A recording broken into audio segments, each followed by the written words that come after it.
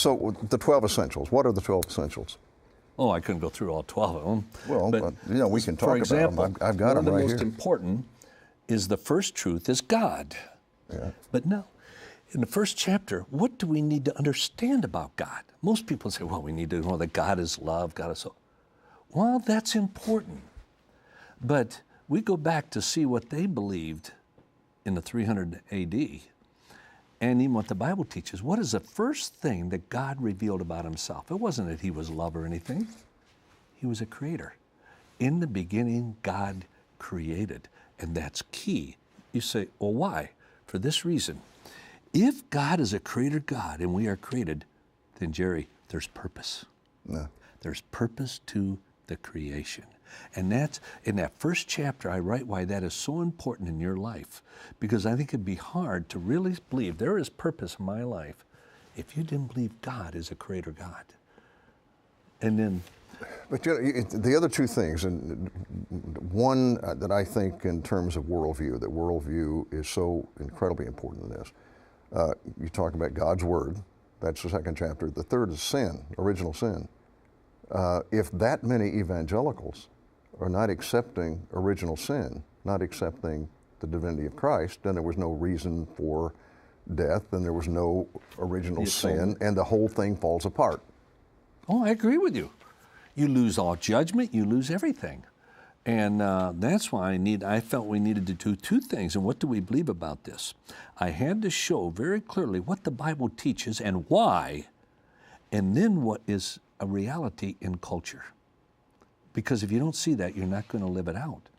But when it comes to the sin problem, it's even more the chapter, I don't know which number it is, on the atonement. See, on the atonement, here we'll show you the problem, why the pastors have got to get back to teach on it. I'll go into pastor seminars, everything, and I'll ask the question, for whom did Jesus die? Jerry, almost always the first 6 answers, always is for everyone. Yeah, who else? Well, for me, for who else? The lost, for who else? The elect, well, for who else? For the world, yes, for who else? I said, you miss the whole point. For whom did Jesus die? First, for God the Father. And it almost never comes up. And if you don't understand the doctrine of the atonement, that Jesus, you see, Christ's death on the cross manward is redemption. And everybody seems to know that. Oh yeah, he paid the price on the cross for my sins. But Jerry, the death of Christ on the cross Godward is propitiation. Romans 3. And if you don't understand that, you would totally misinterpret redemption.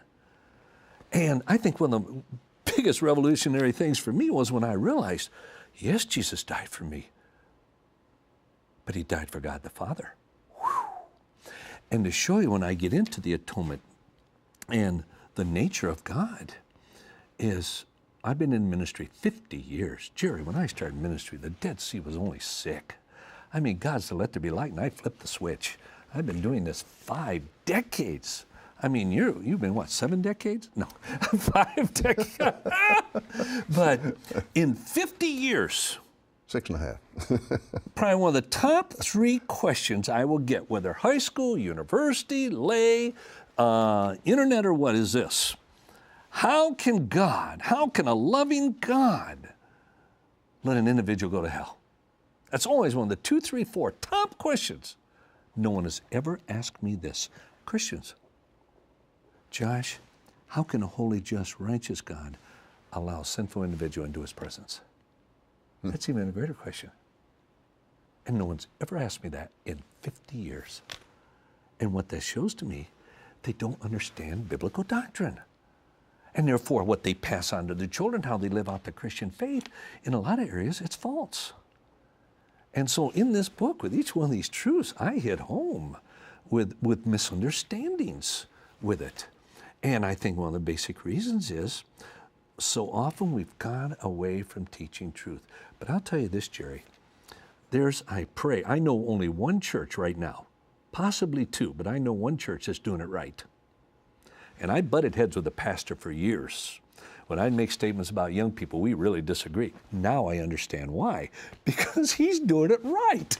I mean, he's seeing a different result in his young people than probably 99% of other pastors are seeing in churches. And I had a pastor write me, and he said, I just want to let you know, I didn't appreciate what you said in our church and all, is that about a problem with Christianity in the local church, but I handled it very tenderly. And he said, the church is just doing great and fine. And I got that letter. I still haven't answered it 9 months later. And I get a number of letters like that, and I just think, on the one hand, that'd be an it. easy one to answer, but on the other hand, it'd be a And see, difficult where one. I'm coming from, they're the problem.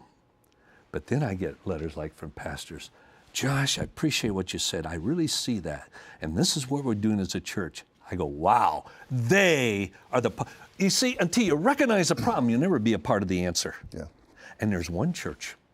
I don't think I dare to name it because they get an influx of mail, emails, and everything else. But someday I'm going to toot them. There's a church that starts out 9th and 10th grade. They go through catechism. 2 hours That's solid. every Sunday from 4 to 6 o'clock. They have tests, they have exams, everything. And they cover basically 8 major truths, many of which I cover in here. They cover in these kids. And then they quiz them on it, they test them on it, everything. Then they take them out to experience it. Now, they're doing 2 other things. They're going to the 11th and 12th grade because they're finding they're still losing some, not like other people, but they're still losing. But their challenge is this. With the 9th or 10th grader in church, you have more of their time. They can attend 11th and 12th grade, you don't have their time. You're lucky to get them one time to church. So they're doing it once a month. They're having catechism, advanced catechism for 11th and 12th. They have people now transferring to their church just to get their kids into the catechism class. Now they're going down starting 7th and 8th grade. Oh, I thought, now I understand. When I would butt head with this pastor who's a national leader, and he made a comment when we were up in Canada in a question and answer thing, so I called up his youth pastor. And I didn't want to say, I think your pastor's out to lunch, but I said, what do you do? And I thought, no, that pastor isn't out to lunch. He's aware of what's going on, and he's doing it. If anyone I know is doing it right, it's this man. And it's a huge church. Before we run out of time, I want to come back to the book because I think that it's I think this is a very valuable book, and I see it, I see it for churches. But the big thing I see with this book is that fathers and mothers, grandfathers get a copy of the book. First thing they do is spend time going through the book themselves and really doing a check on their own faith. Yes, of Jerry. what they know and what they believe, and then determine that they're going to be... Are their kids seeing that truth in their life? Are they seeing the truth in their life? And then taking the book and beginning to pass the truth of the book and the truth of their lives on to their grandkids. Hey, thank you. Thanks. It's over. Are you over? Good to have you on the program. We just got started. I know. You got to come back. We got to do it again. Appreciate it, guy. 2 or 3 times. So how can people get the book? Well, you can go to any bookstore and it'll be there. But go to josh.org/truth. I prefer people go there. Why? We have a lot of free downloads, helps, resources that go with it and everything. Good. Just josh.org/truth. So it really is more than just a book. There's other things later. There'll probably be more resources come out of this book than almost any book ever written. And we never designed that. It's just people demanding it. Good. Well, I'm excited about it. You see you see it on your website, or you see it on the screen. So I would encourage you to go to the website.